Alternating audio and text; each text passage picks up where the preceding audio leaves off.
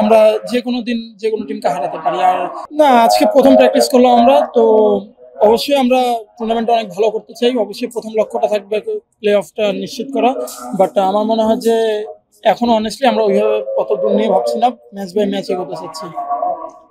মানে overall team গুলো যদি আপনি দেখেন, মানে রেইনিং চ্যাম্পিয়ন যারা আছে, রংপুর আছে, অন্যান্য দল যারা আছে, সবকিছু মিলায় আপনাদের দলটা কতটুকু আসলে মনে হয় যে একেবারে চ্যাম্পিয়ন ফাইট দেওয়ার মতো, বা যে দলটা আপনি দেখছেন বা পাচ্ছেন, কি মনে হচ্ছে যে বিপিএল এর চ্যাম্পিয়ন হওয়ার মতো দল তাদের সাথে কম্পিট করার মতো? দেখুন, আপনি যখন একটা টিমে খেলবেন অবশ্যই আপনাকে সেই টিমটা নিয়ে একদম সর্বোচ্চ লেভেলের আশাবাদী হতে হবে। এখন আমরাও আমাদের টিম নিয়ে আশাবাদী, আমার কাছে মনে হয় যথেষ্ট ভালো টিম আছে। যদি আমাদের পোটেনশিয়ালে খেলতে পারে আমরা যে কোনো দিন যে কোনো টিমকে হারাতে পারি। আর টি-20 এমন একটা খেলা যেখানে আপনি কখনো মানে পেন অ্যান্ড পেপার আপনি টিম করে রেজাল্ট বের করতে পারবেন না, তো মাঠেরটাই আসলে মেইন ফ্যাক্টর হবে। যেসব ফরেন প্লেয়ার মানে আপনাদের হয়তো বা রিকোয়ারমেন্ট আছে, অনেকে বাইরে সাইন করছে, এরকম কোনো কিছু বা এমন আছে কিনা যে যাদেরকে চাচ্ছে তাদেরকে আসলে পাচ্ছেন না, যেহেতু অনেকগুলো লিগ একসাথে শুরু হচ্ছে, বা ওরকম কোনো বড় তারকা কি আপনারা আনতে পারছেন সামনে? না, আমার মনে হয় যে এই জিনিসটা ম্যানেজমেন্টে যারা আছে তারা আরো ভালো অ্যান্সার দিতে পারবে, যে মানে আন্ডার টেবিলে কি কি হচ্ছে বা না হচ্ছে। আমরা আসলে মাঠেরটা নিয়েই, আমরা এজ এ প্লেয়ার যারা আছে আমরা মাঠেরটা নিয়েই বেশি ফোকাস রাখছি, এবং আসলে সত্যি কথা বলতে ওই বিষয়গুলো আমাদের নলেজেও কম আছে। কারণ আমি শিওর আমাদের টিমের যারা ম্যানেজমেন্ট আছে ওরা সর্বোচ্চ চেষ্টা করছে সর্বোচ্চ হাইস্ট লেভেলের প্লেয়ারদেরকে রিক্রুট করার। ইনশাল্লাহ ভালো টিমই দাঁড় করাতে পারবো। আপনি যে ব্যাটিং ফর্মে আছেন কোন জায়গায় ব্যাটিং করলে মনে হয় যে you will be in your favourite position? এক জায়গায় বলতে শুনছিলাম যে বিপিএলটাকে আমি একটা প্ল্যাটফর্ম করে দেব না, আমি যদি মানে পার্সোনালি চিন্তা করি তাহলে অবশ্যই 5 নাম্বার জায়গাটা আমি মনে করি যে আমার জন্য খুব ভালো হবে। 4 নাম্বার বা 5 নাম্বার এর নিচে না, but ultimately as a team management আমাকে যেভাবে চিন্তা করবে সেখানেই আমাকে খেলতে হবে। বাট যদি আমার পার্সোনাল মানে রেফারেন্স নেন বা পার্সোনাল ওপিনিয়ন কথা বলে, অবশ্যই আমি 4-5 এর মধ্যেই খেলতে পছন্দ করবো।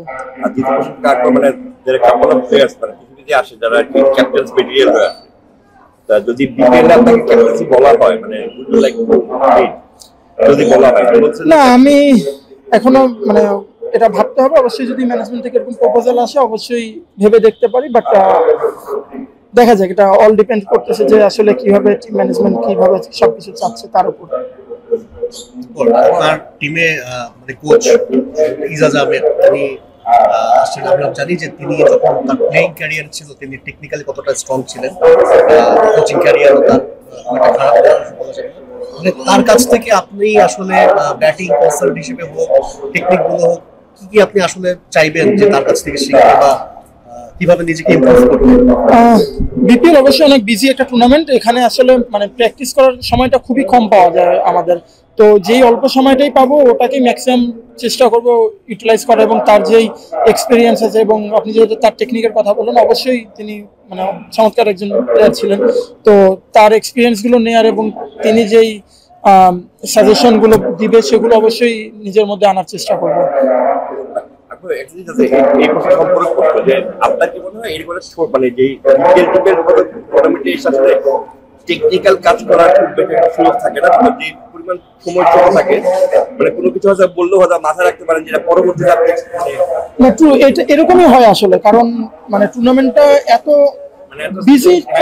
বিজি থাকে, আমার মনে হয় যে মানে প্র্যাকটিসের টাইমটাও আপনি দেখবেন খুবই কম থাকে। যে অল্প সময়টা থাকে সেই সময়ের মধ্যেই আমাদেরকে 8টা টিমকে প্র্যাকটিস করতে হয় একটা মাঠে বা হার্ডলি 2টা মাঠে। তো এখানে আসলে অল্প সময়ের মধ্যে টেকনিকটা চেঞ্জ করা খুবই কঠিন, বাট অবশ্যই তারা যেই কথাগুলো বলে আমরা চেষ্টা করি সেগুলোকে নোট ডাউন করার, এবং যখন অফ সিজন থাকে বা যদি সামান্য কিছু থাকে যে হ্যাঁ ইনস্ট্যান্ট চেঞ্জ করা যাবে, তখন আমরা চেষ্টা করি চেঞ্জ করার। বাট যদি মনে হয় যে না এটা এখন আমার জন্য চেঞ্জ করাটা কঠিন হচ্ছে, ওটাকে আমরা নোট ডাউন করে রাখি, চেষ্টা করি পরবর্তীতে কাজ করার এবং হোয়াটসঅ্যাপে যোগাযোগ করার। বুঝলি প্র্যাকটিক্যালি আপনার দলটা একটু পিছিয়ে, মানে কাগজে কলমে যদিও আপনারা টিম গেম খেলতে পারেন, কত পছন্দ দেখছেন আপনি দল নিয়ে মোমেন্টামটা পান ভালো করা সম্ভব? না, অবশ্যই যে কথাটা আমি একদম প্রথম কোয়েশ্চেনেই বললাম যে পেন অ্যান্ড পেপারে আসলে টি-20টা হয় না। আপনি খুব অল্প সময়ের খেলা, পুরোটাই ডিপেন্ড করতেছে যে কোন টিমটা মোমেন্টামটা গ্রিপ করতে পারছে। আমার মনে হয় যে আমরা যদি আমাদের পোটেনশিয়ালে খেলতে পারি এবং একবার যদি মোমেন্টামটা আমাদের দিকে নিতে পারি অ্যাজ এ টিম, তো আমার মনে হয় অবশ্যই ভালো করা সম্ভব।